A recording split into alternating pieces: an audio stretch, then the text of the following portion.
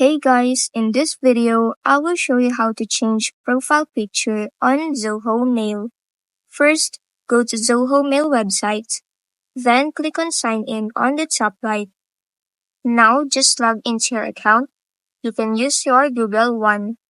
Once inside the dashboard, go to your profile icon on the top right corner. Click on it, then hover your cursor on your icon and click on change.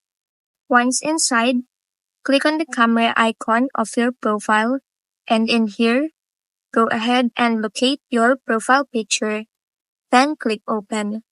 Now you can adjust it to fit the circle to your liking.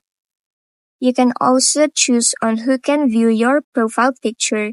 For here, I will choose on my contacts and click on update once done. And that's it. Your profile picture is successfully updated. Thanks for watching. If this video helped you, don't forget to like, subscribe, and hit the bell icon for more tutorials.